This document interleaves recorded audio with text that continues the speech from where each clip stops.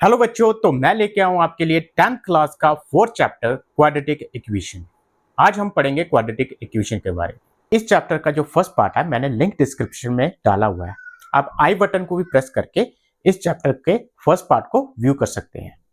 तो चलते हैं हम नेक्स्ट टॉपिक की तरफ। अब हम नेक्स्ट कंसेप्ट की तरफ चलते हैं। क्वाड्रेटिक इक्वेशन में हम जो फैक्टर निकालते हैं दो तरीके से निकालते हैं। एक हमारा होता है स्प्लिटिंग द मिडिल टर्म और दूसरा होता है डिस्क्रिमिनेंट मेथड।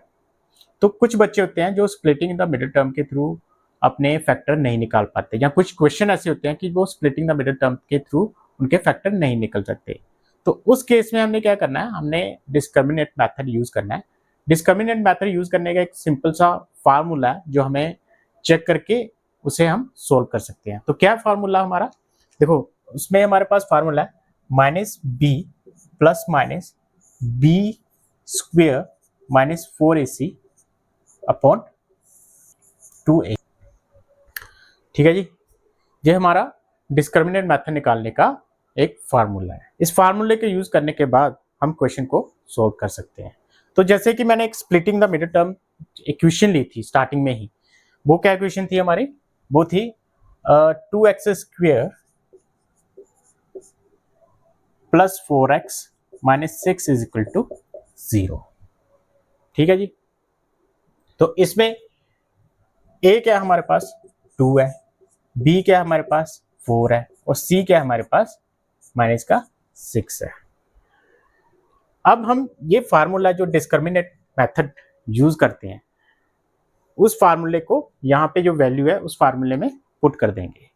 तो क्या हमारे पास b ये है, b की जगह हम -4 रख लेते हैं, प्लस माइनस b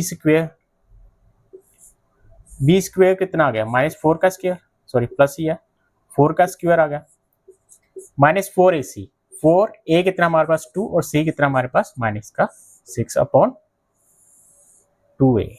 a कितना हमारे पास, a हमारे पास है 2। ठीक है, अब इसे सिंप्लीफाई करते हैं आगे। तो हमारे पास आ गया -4 प्लस माइनस 4 4 जा 16, 4 2 जा 8, 8 6 जा 48, प्लस का 48 आ गया अपॉन 2 2 जा 4। अब इसे आगे सिंप्लीफाई किया हमने तो हमारे पास क्या आ गया, -4 प्लस माइनस 64, 16 और 48 को प्लस करेंगे तो 64 आ जाएगा और नीचे आ गया 4 एज इट इज।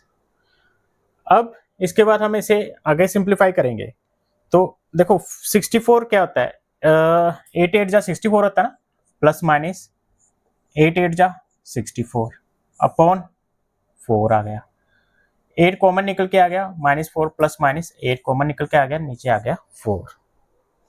ठीक है, अब देखो अब हमारी x की दो वैल्यू निकल के आती थी, क्या निकल के आती थी, एक प्लस की निकल के आती थी, एक माइनस की, यहाँ पे भी है। तो माइनस पहले एक बार वैल्यू ले लेंगी, दूसरी हमारी वैल्यू क्या आ जाएगी हमारे पास -4 -8 इज डिवाइडेड बाय 4। 8 में से 4 गया, 4 डिवाइडेड बाय 1, एक वैल्यू 1 आ गई, दूसरी क्या निकल के आ गई हमारे पास 4 एंड 8 12 हो गया, माइनस का 3। तो वैल्यू क्या निकल गई 1 एंड -3। तो जब हमने इसके स्प्लिट किया था तब भी ये 1 एंड -3 जो स्टार्टिंग में किया था, मैं करके फिर से दिखा देता हूँ आपको। जैसे फॉर एग्जांपल हम splitting in the middle term से निकालते हैं, 2x square plus 4x minus 6 है इज इक्वल टू 0। एक से फैक्टर करेंगे तो क्या आ जाएगा, 4 6 12 और इसके हम चाहिए 6x plus -2x minus 6 is equal to 0। Common 2 निकला, साथ में x में निकल गया x प्लस 3 और यहाँ से 2 निकला माइनस का x plus 3 is equal to 0। तो x plus 3 is equal to 0, 2x minus 2 is equal to 0। तो x की एक वैल्यू हमारी 3 आ गई और दूसरी x की क्या वैल्यू आ गई 2/2 कैंसिल होके 1 आ गया। तो x की एक वैल्यू -3 और दूसरी वैल्यू 1। देखो स्प्लिटिंग द मिडिल टर्म से भी वही वैल्यू आ रही है और जो फार्मूला यूज किया डिस्क्रिमिनेंट मेथड उससे भी सेम ही वैल्यू आ रही है x की। तो ये हम दोनों ही तरीके से निकाल सकते हैं, लेकिन कुछ क्वेश्चन होते हैं जिसमें हम स्प्लिटिंग द मिडिल टर्म से हम फैक्टर नहीं निकाल सकते, नहीं कर पाएंगे, तो उस केस में हम ये डिस्क्रिमिनेट मेथड यूज करेंगे। अगर कुछ बच्चों से फैक्टर नहीं बन पा रहे हैं तो वो भी ये मेथड यूज कर सकते हैं, तो इससे हम क्वेश्चन को सॉल्व कर सकते हैं। चलिए अब हम नेक्स्ट क्वेश्चन की तरफ, चलो ठीक है। तो चलो अगला कंसेप्ट समझते हैं, क्या कंसेप्ट है। तो जैसे कि मैंने आपको फार्मूला बताया था डिस्क्रिमिनेट मेथड का, उसका मेथड का जो फार्मूला था क्या था, जो था -b plus minus b square minus 4ac is equal to sorry divided by 2a। ठीक है जी, ये हमारा था डिस्क्रिमिनेटिंग मेथड का फार्मूला, जिसमें हम x की वैल्यू निकाल रहे थे अगर हमारा स्प्लिटिंग मेथड से हमारी रूट्स नहीं निकल पा रहे हैं। इसमें से जो बी स्क्वेयर माइनस 4ac है, ये बड़ी काम की चीज़ है। ये क्यों काम की चीज़ है, इसको लिख लो, बी स्क्वेयर माइनस 4ac, ठीक है, ये बड़ी ही काम की चीज़ है, बड़े काम की चीज है। ठीक है जी, क्यों बड़े काम की चीज है, इसको हम डिनोट करते हैं डी से, discriminate B square minus 4ac। ठीक है जी, देखो बी स्क्वेयर माइनस 4ac जहाँ डी की नेचर ऑफ रूट्स हमें फाइंड आउट करने में हेल्प करता है। Nature of roots, nature of roots निकालने में हेल्प करता है। कैसे निकालने में कोशिश हेल्प करता है, देखो जो डी है, डी की तीन ही नेचर हो सकती है। क्या हो सकती है, डी तो यहाँ इक्वल टू 0 आएगा, ठीक है, जो भी वैल्यू निकल के आएगी बी स्क्वेयर माइनस 4ac, या तो वो इक्वल टू 0 के आएंगी, या फिर डी क्या होगा, ग्रेटर देन 0 होगा। डी क्या होगा, ग्रेटर देन 0 होगा, मतलब जैसे 1 हो गया, 2 हो गया, 3 हो गया। या फिर क्या होगा, डी लेस देन 0 होगा। लेस देन 0 मतलब नेगेटिव वैल्यू होगी। 0 से छोटा तभी होगा जब नेगेटिव वैल्यू होगी, जैसे -1 होगा, -2 होगा, -3 होगा। तो ये नेचर ऑफ रूट्स कैसे बताएगा, तो इसके लिए क्या क्या है, हमारे पास रूल्स है, हमारे पास एक कंसेप्ट है। अगर d इज इक्वल टू 0 होगा तो इसका मतलब क्या है, रूट्स जो है रियल है, रूट्स रियल है एंड इक्वल है, रियल है और इक्वल है। जैसे कि हम x की वैल्यू निकाली थी स्प्लिट की मेथड के, split the mid term method से, तो उसमें क्या आता था, कभी कभी x की सेम ही वैल्यू आ जाती थी। ठीक है, किया था क्वेश्चन एक हमने, जैसे √6 निकल के आया था, x इज इक्वल टू √6, दो वैल्यू सेम ही निकल के आ गई थी। तो उस केस में क्या है कि d इज इक्वल टू अगर 0 आता है तो वो रूट्स क्या है, वो रियल होंगे और इक्वल होंगे। ठीक है जी, दूसरा केस, अगर d लेस देन 0 है, सॉरी ग्रेटर देन 0 है, पॉजिटिव हो गया एक तरह का, तो उस केस में क्या आएगा, रूट्स जो हैं, रूट्स रियल तो हैं, रूट्स रियल तो होंगे होंगे लेकिन वो डिस्टिंक्ट होंगे। ठीक है, डिस्टिंक्ट रूट क्या होंगे, डिस्टिंक्ट होंगे। अब डिस्टिंक्ट क्या होगा, डिस्टिंक्ट क्या होगा, अलग अलग हो गए। जैसे हमारी x की दो वैल्यू निकल के आ गई, एक 1 निकल के आ गई, एक 2 निकल के आ गई, या 4 निकल के आ गई, या 7 निकल के आ गई, अलग अलग वैल्यू निकल के आएगी x की। तो उस केस में क्या होंगे, रूट्स जो हैं वो रियल होंगे और डिस्टिंक्ट होंगे। अगर d जो है लेस देन 0 है, तो उस केस में क्या होगा, अगर d जो है लेस देन 0 का नेगेटिव, इसका मतलब जो रूट्स हैं, अंडर रूट के अंदर जो वैल्यू है वो नेगेटिव होंगी, तो वो क्या होगी, रियल नहीं होगी, तो वो क्या होगी, no real roots, no real roots. ठीक है, इसके ऊपर एक हमारा +1 में चैप्टर है कम्प्लेक्स नंबर, उसमें आपको बताया जाएगा कि रियल इमेजिनरी नंबर क्या होते हैं, जैसे आयोटा वगैरह, लेकिन अभी आपको इसके बारे में ज़्यादा डीपली जानने की जरूरत नहीं है। आप सब बस इतना समझ लो कि जो वैल्यू होगी नो रियल रूट होगी, इमेजिनरी वैल्यू होगी, कि अंडर रूट के अंदर जो है वैल्यू कभी भी नेगेटिव नहीं आ सकती। ठीक है, इसका कोई मतलब नहीं हो सकता। ठीक है जी, तो इसको बोलते हैं कि रूट की वैल्यू जो है अनरियल होगी। अब देखो जी, आपको कंसेप्ट मैंने समझा दिया, अब इसको इम्प्लीमेंट कैसे करना है या एग्जीक्यूट कैसे करना है वो हम एग्जाम्पल के साथ समझते हैं। तो पहले इसको रब कर लेते हैं, पहले देख लो इसको अच्छे से, अगर स्क्रीनशॉट लेना चाहते हैं तो ले लो आप। ठीक है, तो जो ये चीज़ है जो बड़े काम की है, बी स्क्वेयर माइनस 4ac, मैंने इसलिए लिखा बड़े काम की चीज़ है। अभी आके आपको देखो इसी कॉन्सेप्ट पे बेस पे आपको 100% CBSE बोर्ड में एक क्वेश्चन आएगा ही आएगा। तो मैं अभी आपको वही क्वेश्चन सॉल्व करवाऊंगा, तो पहले इसको स्क्रीनशॉट ले लो। तो बस आपने ये रख लिया कि d इज इक्वल टू 0 है तो रूट आर इक्वल है। ठीक है जी, अगर आपको बोल दिया कि रूट्स आर इक्वल, इसका मतलब d हमारा जो है इक्वल टू 0 आएगा, और यही कंसेप्ट सबसे ज्यादा यूज होगा। ठीक है जी, चलो अब इसको रब करते हैं, अब क्वेश्चन की तरफ चलते हैं। ठीक है, अब मोस्ट इंपॉर्टेंट क्वेश्चन जो आने के 100% चांसेस है आपके बोर्ड के एग्जाम में, जैसे कि मैंने आपको पहले बताया, तो उसे देख लेते हैं। क्वेश्चन क्या है? इस क्वेश्चन में पूछा जा रहा है कि find the value of k for which the quadratic equation 2x square minus 2kx plus 6k is equal to 0 has equal root. ठीक है, हमें इक्वेशन दे दिया है, इक्वेशन देने के बाद बोल दिया कि उसके इक्वल रूट है। तो इक्वल रूट है तो क्या होगा, जो d है इज इक्वल टू 0 होगा। तो पहले इक्वेशन लिख लेते हैं। इक्वेशन क्या है हमारे पास, वो है 2x square minus 2kx plus 6k is equal to 0।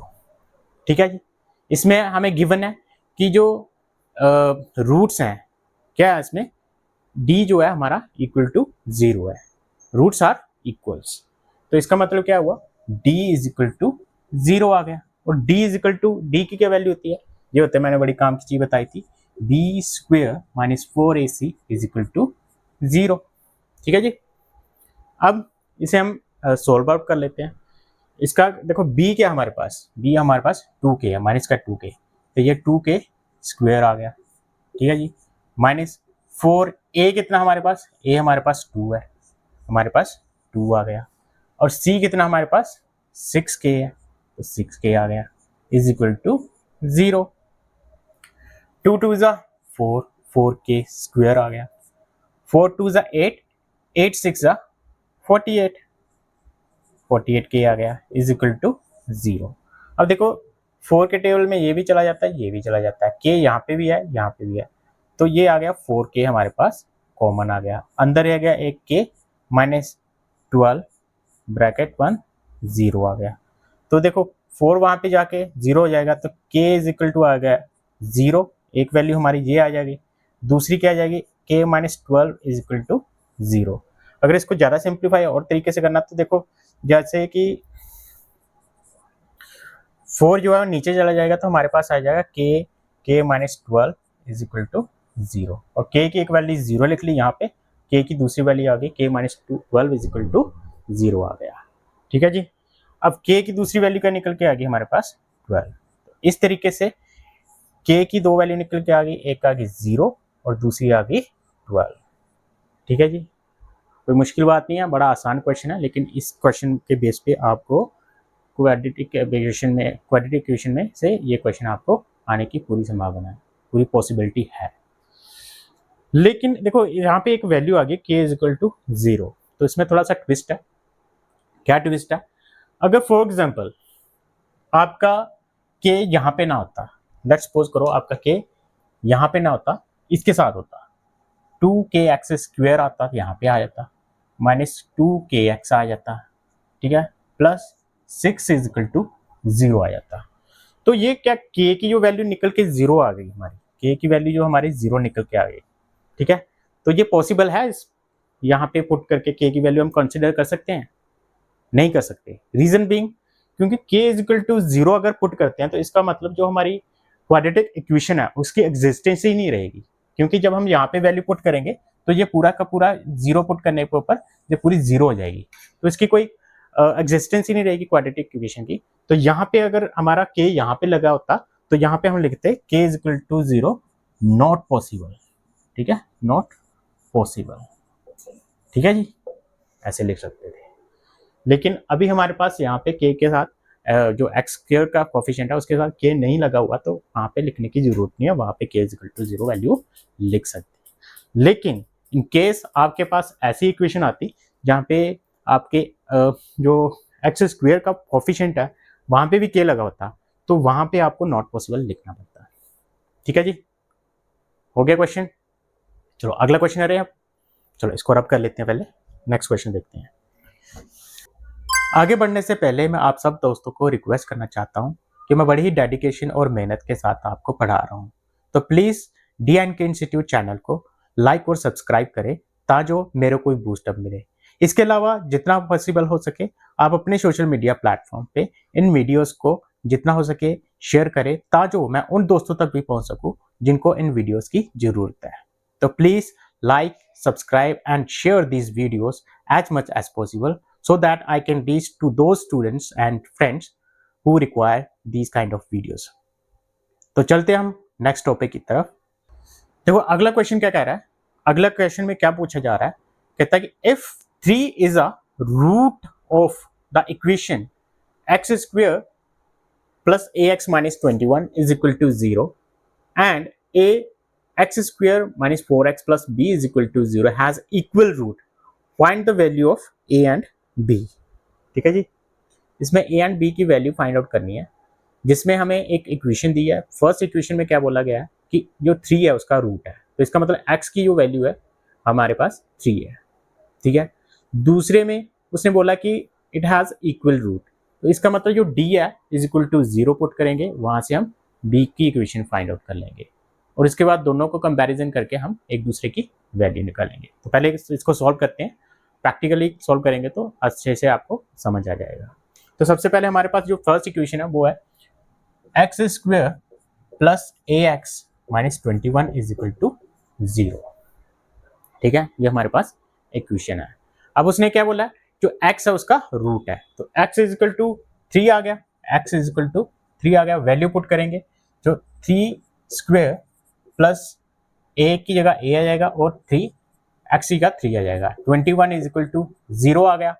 अब इसको 3 3 जा 9 plus 3a minus 21 is equal to 0 आ गया। 3a 21 में से 9 गया तो कितना आ गया हमारे पास, 12 आ गया इज इक्वल टू 0। तो ये हमारे पास एक इक्वेशन बन के आ गई, 3a इज इक्वल टू 12। तो इसकी आगे हम वैल्यू निकालेंगे, तो 12 वहाँ पे जाके पॉजिटिव प्लस 12 हो गया, क्योंकि वहाँ पे जाके वैल्यू चेंज साइन चेंज हो जाता है। तो 3 इसके नीचे आगे डिवाइड होके आ गया हमारे पास a की वैल्यू 4। ठीक है जी, a की वैल्यू हमारे पास 4 निकल के आ गई है। अब उसने पूछा क्या, उसने पूछा कि find the value of a and b। a की वैल्यू हमने 4 निकाल दी है। अब दूसरी इक्वेशन क्या है हमारे पास, दूसरी इक्वेशन है हमारे पास a एक्स स्क्वायर ब्रैकेट में 4x x square minus 4x plus b is equal to 0। ये हमारे पास सेकेंड इक्वेशन है। उसने बोला कि इसके इक्वल रूट है, तो इक्वल रूट है तो इसका मतलब क्या हुआ, d जो है ये 0 है। ठीक है, d 0 है, लेकिन हम पहले इसको सॉल्व कर लेते हैं। a की वैल्यू हमें पता 4 है, तो हम पहले इसको 4 पुट कर लेते हैं। तो यहाँ पे क्या आ गया, a की जगह 4 आ गया, X square as it is आ गया, 4x आ गया और plus b is equal to 0 आ गया। ठीक है जी, जब ये मल्टीप्लाई होगा तो ये आ गया 4x square 16x plus b is equal to 0 आ गया। ठीक है जी, अब d उसने क्या बोला है कि इक्वल रूट है, तो d हमारा क्या आ गया, d इज इक्वल टू 0 आ गया, इक्वल रूट है तो d हमारा इक्वल टू 0 आया है, उसने खुद ही बता दिया कि इक्वल रूट है। तो इसका मतलब हमें फार्मूला क्या यूज करना है, b square minus 4ac is equal to 0। ठीक है, b हमारा पास यहाँ पे क्या है 16, तो माइनस का 16 है तो 16 लिख लिया। ठीक है, 4a कितना हमारे पास 4 है और b कितना हमारे पास 4, सॉरी c कितना हमारे पास, c कितना हमारे पास, क्योंकि 4ac है ना, c कितना हमारे पास b है, तो ये b आ गया। ठीक है जी, अब इसको सॉल्व कर आगे सॉल्व करते हैं। 16 16 जा 256, टेबल आते हैं, टेबल अच्छे से लर्न कर लो, टेबल लर्न कर लोगे तो कैलकुलेशन एक्यूरेट हो जाती है, जल्दी हो जाती है। 16 16 जा 25 6 256, 4 4 जा 16 16 b आ गया मेरे पास। ठीक है जी, इज इक्वल टू 0। अब यहाँ पे उधर जाएगा इक्वल टू के, तो 16 b प्लस का आ जाएगा, ये आ जाएगा प्लस का और इक्वल टू आएगा 256 के।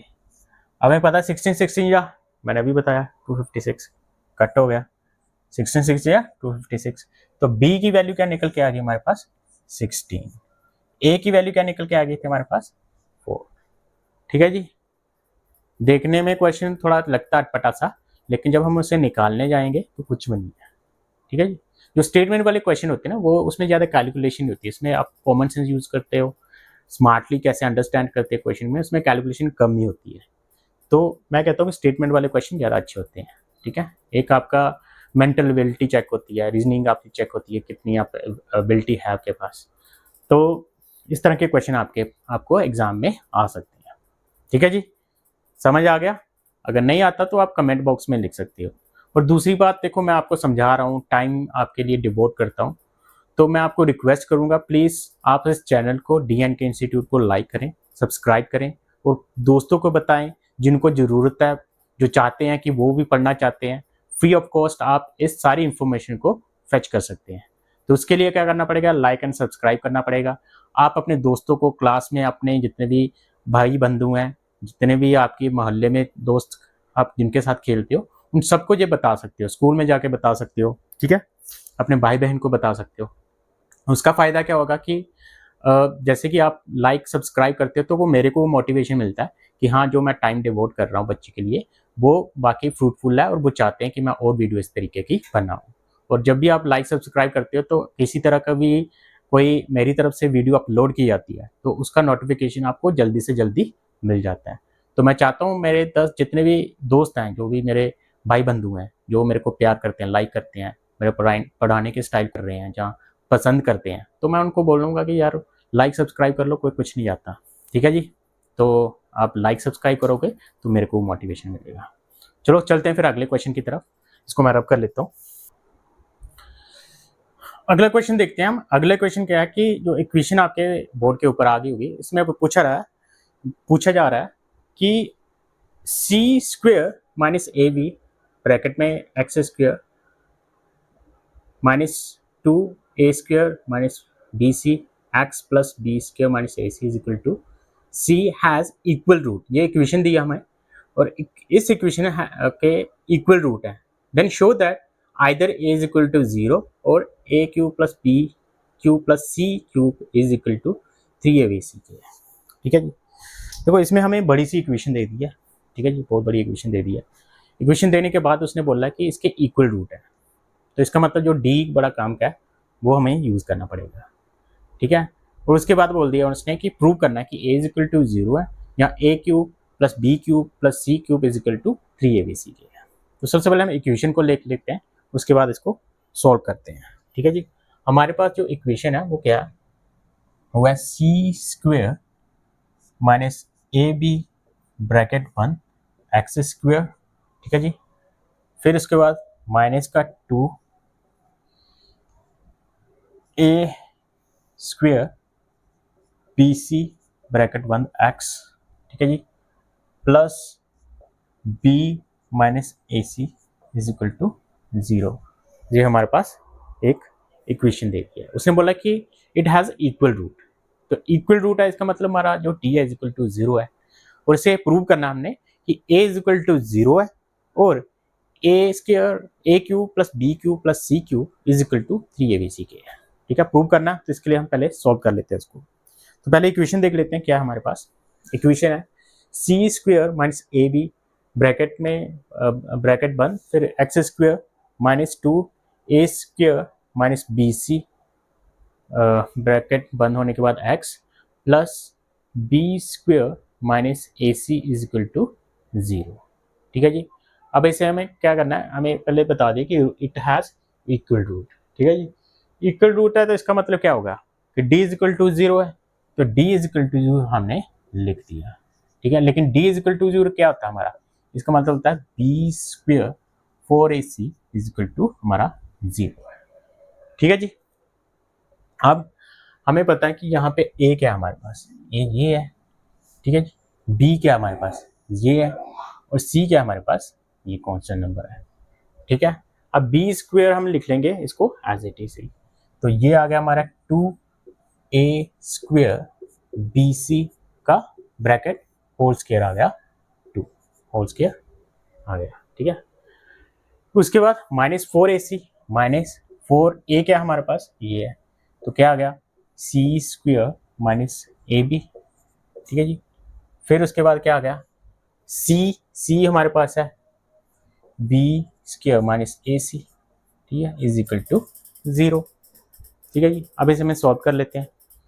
क्या करेंगे, यहाँ पे फार्मूला लगा 2 2 ज़ा 4, जो माइनस था प्लस बन गया। यहाँ पे a माइनस बी का होल स्क्वायर का फार्मूला बन गया। ठीक है जी, a का होल स्क्वायर का, यहाँ पे पहले ही स्क्वायर है तो यहाँ पे स्क्वायर एक और आ गया। ठीक है, प्लस बी सी का होल स्क्वायर, बी सी का स्क्वायर, सी का square, minus 2a square B c, साथ में एज इट इज आ गया। ठीक है जी, इसके बाद इसको आगे सॉल्व करेंगे। 4, देखो ये पहले इसको सॉल्व कर लेते हैं। ठीक है, 4 कॉमन रख लेते हैं अंदर ही, बाहर ही। तो इसको अगर मल्टीप्लाई करेंगे सी स्क्वायर मल्टीप्लाई बी स्क्वायर, तो ये आ जाएगा ऐसे।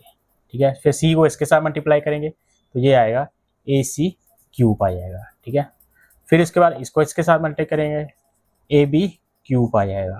ठीक है, क्यूब आ जाएगा। फिर इसको साथ मल्टीप्लाई करेंगे, माइनस माइनस प्लस हो जाएगा, A square B C is equal to 0 आ गया। ठीक है जी, 4 मेन कॉमन था बाहर, पहले इसको सिंप्लीफाई करते हैं, लेकिन 4 यहाँ पे भी है, यहाँ पे भी है, इसका मतलब कॉमन दोनों तरफ से बाहर आ जाएगा।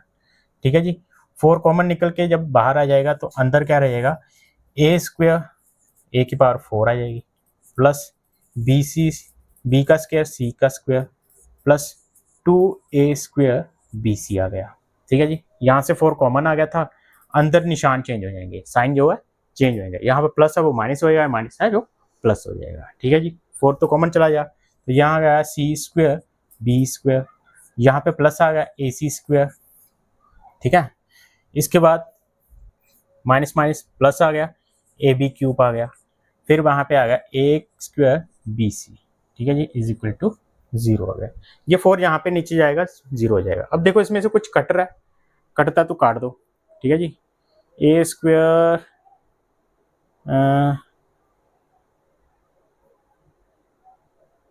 देखो ये चीज कट जाती है। ठीक है, बी स्क्वायर सी स्क्वायर, बी स्क्वायर सी स्क्वायर, ये आपस में कट रही है। ठीक है जी, इसके बाद माइनस का 2a स्क्वायर बी सी, यहाँ पे माइनस का ए स्क्वायर माइनस बी सी, इसका मतलब ये दोनों इकट्ठे हो गए, तो ये बन गया 3a square minus 3a square B c. ठीक है जी, माइनस का आ जाएगा। तो देखो एक चीज़ और, ठीक है, अब यहाँ पे जो है ना 4 वहाँ पे कॉमन निकल 0 कर दिया, तो यहाँ पे हमारा a कॉमन आ गया। ठीक है जी, क्योंकि 4 वहाँ पे जाके 0 हो जाएगा, a कॉमन आ गया सभी की तरफ से, तो अभी रहने देते हैं। तो अभी जो है 4 को ऐसे 0 कर देते हैं, तो यहाँ पे आ गया हमारे पास वैल्यू जो निकल के आएगी ए स्क्वायर ए की पावर 4,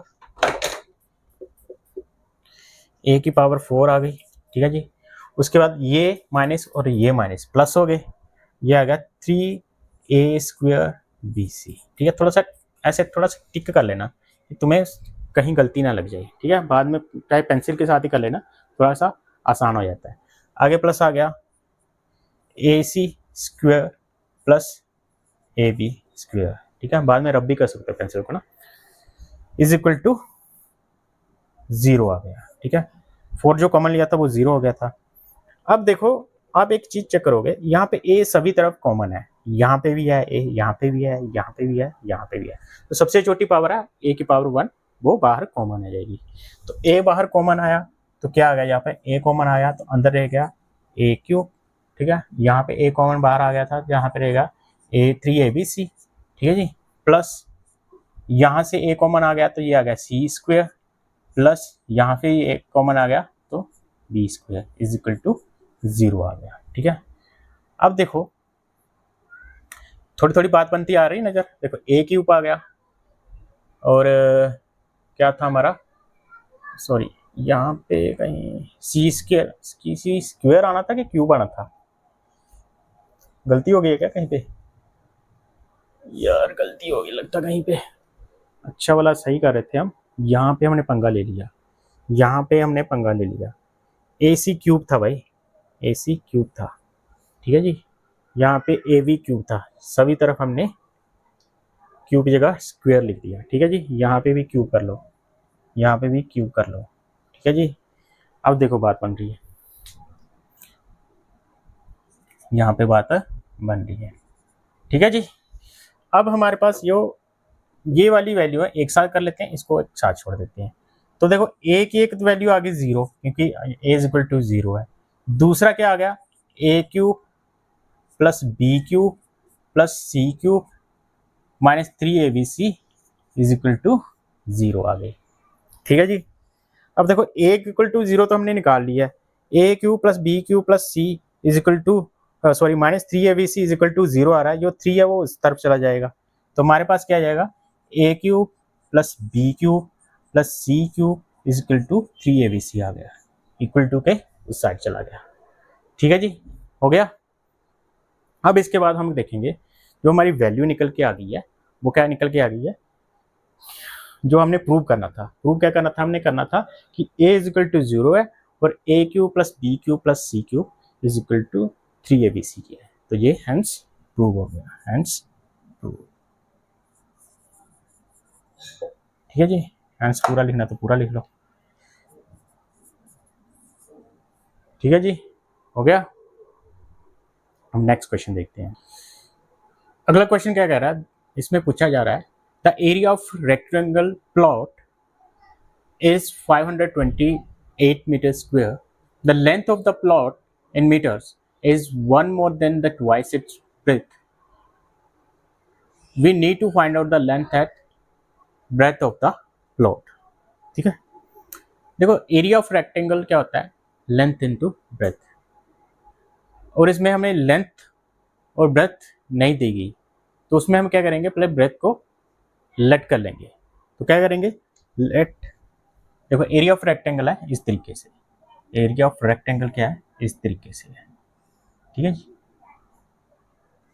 तो उसने बोला है कि जो ब्रेथ है, ठीक है जी, जो ऐसे कर लेते हैं थोड़ा इसको,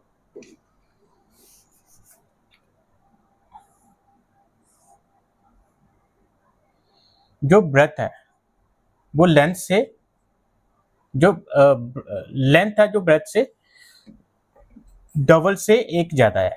ठीक है, डबल से एक ज्यादा है, तो सबसे पहले हम लेंथ को लेट कर लेते हैं, ब्रेथ को लेट कर लेते हैं। तो लेट, तो लेंथ को भी लेट कर सकते हैं, लेकिन ब्रेथ को करने से क्या होगा कि उसे छोटी है, वो छोटी है ना, तो वो क्या बोल रही है कि ब्रेथ से जो लेंथ है 2 गुना प्लस उसका एक ऐड करके उसके बराबर आ रही है। तो हम क्या करेंगे, ब्रेथ को लेट करते हैं, let breadth of the plot क्या है, एक्स मान लिया हमने।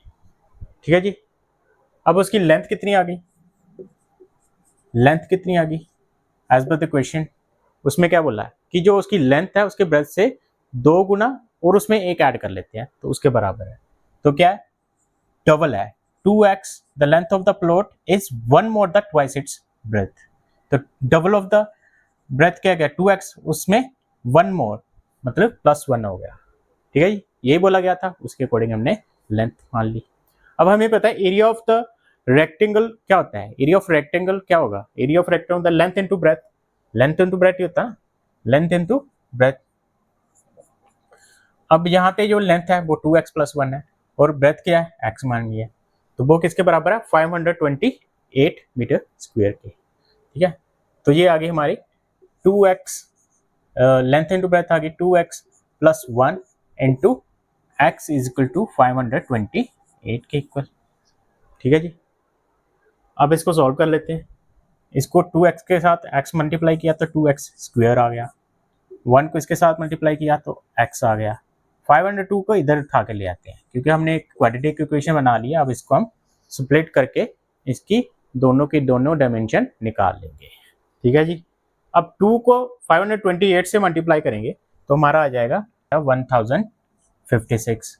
ठीक है जी, अब इसके फैक्टर कर लेते हैं हम, फैक्टर कर लेंगे तो हमें स्प्लिट कैसे करना, मिडिल टर्म को इस तरीके से करना है कि प्लस माइनस करने पे हमारा 1 आ जाए और मल्टीप्लाई करने पे आ जाए 1056। ठीक है जी, पहले इसको हम फैक्टर कर लेते हैं इसके, तो इसको 2 से किया 528 आ गया, फिर 2 से किया तो आ गया 2 2 ज़ा 4 6 एंड 4 आ गया, फिर 2 से किया तो ये आ गया, फिर 2 से किया तो ये आ गया हमारा 6 2 ज़ा 12 6 2 ज़ा 12, फिर 2 से किया तो हमारा आ गया 33। ठीक है जी, अब पहले चेक कर लेते हैं इससे मल्टीप्लाई करने पे क्या आता है, 2 2 ज़ा 4 4 2 ज़ा 8 8 2 ज़ा 16 16 2 ज़ा 32। देखो 32 और 33 दोनों को अगर माइनस कर दें, ठीक है, 33 और 32 को अगर माइनस करें तो क्या आता है 1, और मल्टीप्लाई करने पे हमारा 1056 तो आ ही रहा है। ठीक है जी। अब हमने 2x² प्लस दोनों को बड़ा साइन कौन सा है, प्लस का है, तो 3x, क्योंकि प्लस का साइन चाहिए हमें, और माइनस हमें इसके साथ लगा दिया, ठीक है जी, -528 आ गया। अब देखो इसको और इसको मल्टीप्लाई करेंगे तो यहाँ पे माइनस का 32 है और प्लस का 33 है, इसको मल्टीप्लाई करेंगे तो माइनस का 1056 हमें चाहिए तो वो मिल जाएगा, और इनको दोनों को माइनस करेंगे तो 1x आ जाएगा, x की वैल्यू आ जाएगी। तो यहाँ से हमने कॉमन निकाल लिया x, ठीक है जी, 2x आ गया, अंदर आ गया 33, ठीक है जी। यहाँ पे 32 कॉमन निकलेगा। अब देख लेते हैं कॉमन क्या निकलेगा। देखो हमें चाहिए यहाँ पे 2x प्लस 33, यही चाहिए ना हमें, 2x प्लस 33। देखो कैलकुलेशन थोड़ी सी सिंप्लीफाई कैसे करनी है। अब देखो हम चाहते तो कुछ भी नहीं, लेकिन हमें पता है कि यहाँ पे 2x अगर हमारे फैक्टर सही है तो ये वैल्यू सही है, अंदर वाली ब्रैकेट सही सेम आती है, तो इसका मतलब यहाँ पे 16 कॉमन निकलेगा, 16 कॉमन निकलेगा, तभी 16 2 जा 36 आएगा, 32 आ जाएगा, ठीक है। इसी तरीके से देखो इसको और इसको मल्टीप्लाई करके देख लो चेक करने के लिए।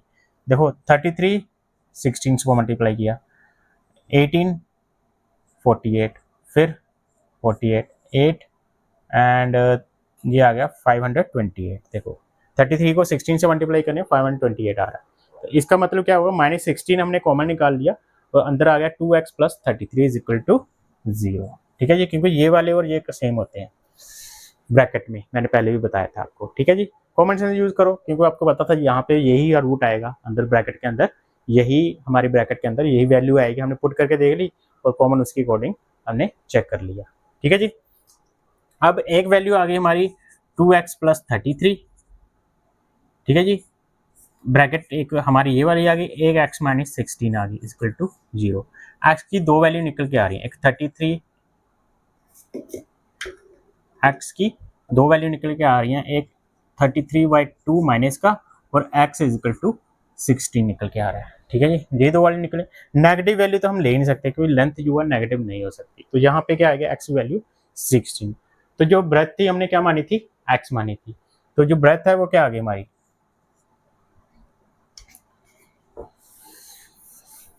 वो क्या आ गई हमारी,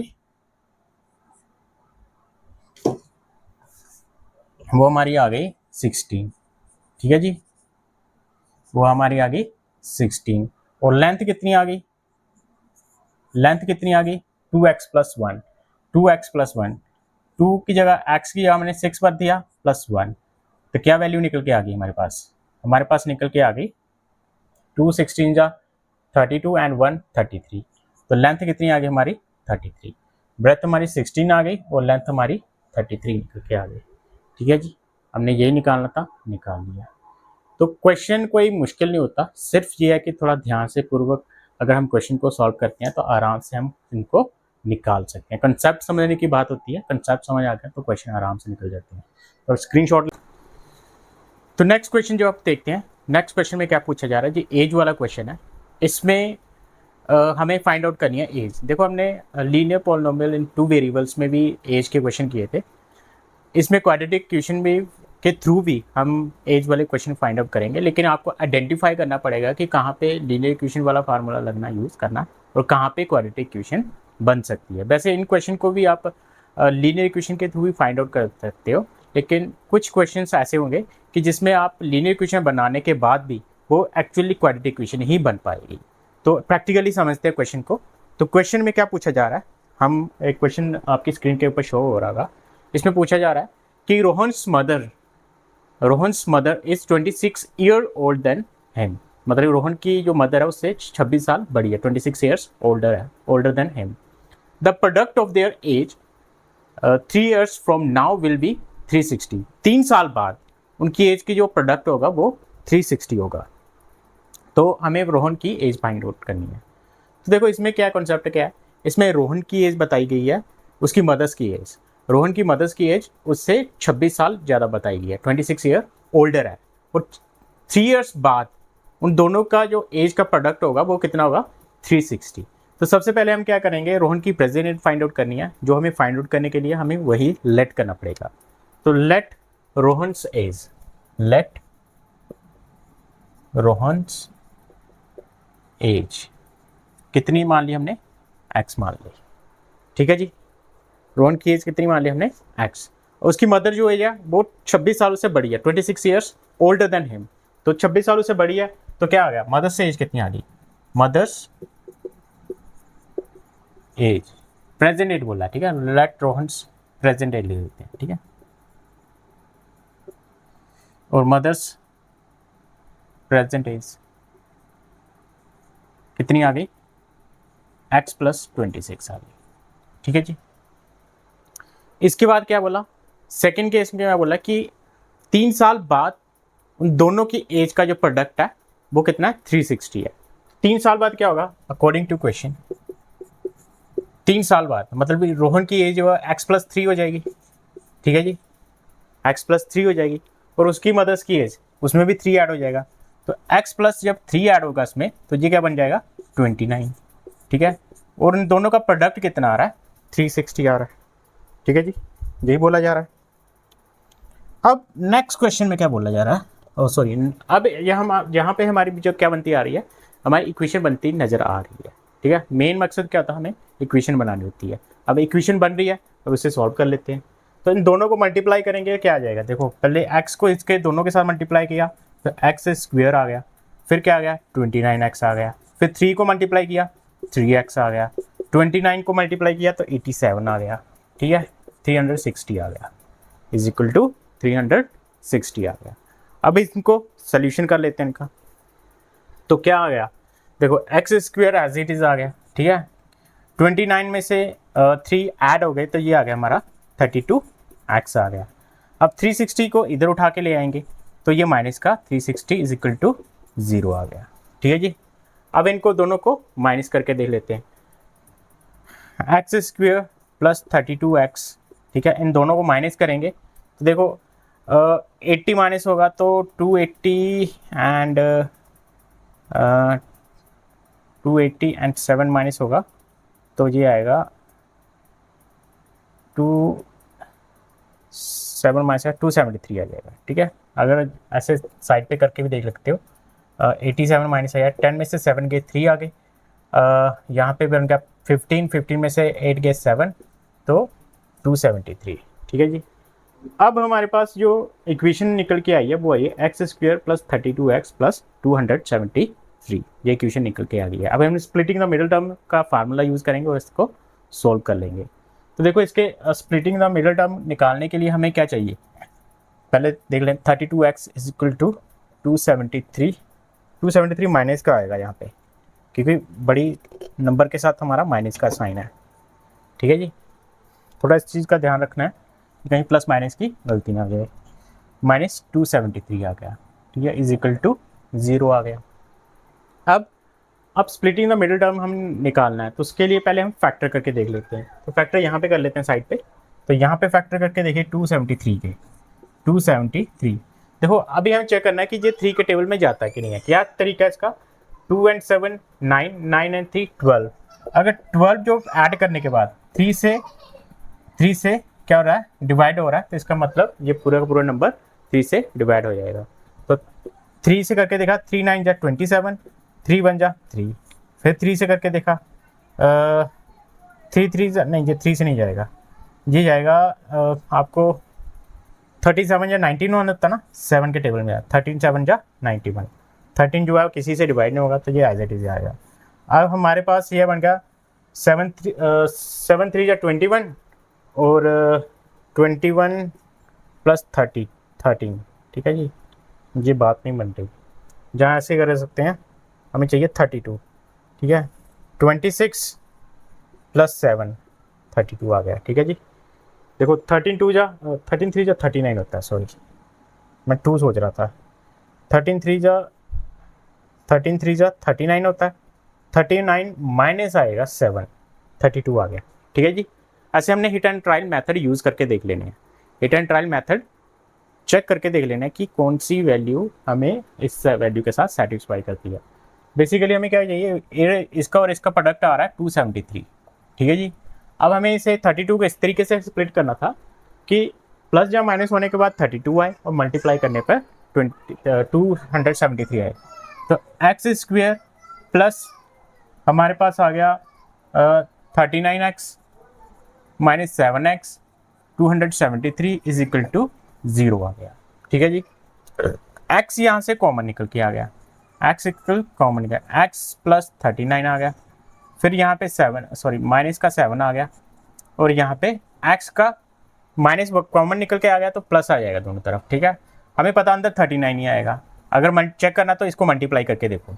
ठीक है जी, मल्टीप्लाई करके देखो, 7 9 जा 63, बैलेंस हो जा 3, 7 3 जा 21, 21 एंड 6 27, देखो सही आ रहा ना, इज इक्वल टू 0 आ गया। ठीक है, इसको और इसको मल्टीप्लाई करके 273 आ गया, चेक कर सकते हो आप। अब हमारे पास एक x प्लस 39 आ गया, दूसरा आ गया x minus 7 is equal to 0। x plus 39 is equal to 0 आ गया, और x minus 7 is equal to 0 आ गया। x की वैल्यू माइनस 39 आ गई और x की वैल्यू 7 आ गई। ठीक है जी, हमें फाइंड आउट क्या करना था, रोहन की एज। देखो ए जो है नेगेटिव तो हो नहीं सकती, नॉट पॉसिबल है। ठीक है, नॉट पॉसिबल है, तो इसका मतलब रोहन की एज कितनी आ गई, 7 ईयर्स। तो रोहन की एज कितनी आ गई, रोहन एज कितनी आ गई, 7 ईयर्स। साथ में ये जरूर लिखना ईयर्स, ठीक है, नंबर कर सकते हैं। ओके, तो कॉन्सेप्ट समझ लग गया, कोई मुश्किल नहीं है, मज़ेदार क्वेश्चन है, निकालने में मज़ा आता है जब सोल्व होते जाते हैं। और सबसे ज़्यादा होता है जब स्प्लिटिंग द मिडिल टर्म करना होता है, तो एक आपका लेवल चेक होता है माइंड का, शफलिंग होती है माइंड की, कैसे हम निकलना है, इससे माइंड शार्प होता है। ठीक है, देखो ये क्वेश्चन हम सोल्व करते हैं तो इसका मतलब ये नहीं है कि हम क्वेश्चन सोल्व करें, हम अपनी रीजनिंग करते हैं, हम एबिलिटी चेक करते हैं अपने माइंड की कि क्या चल रहा है हमारे माइंड में, कैसे हम पजल्स को सोल्व आउट करते हो। बड़ा इंटरेस्टिंग का सब्जेक्ट बन जाता है।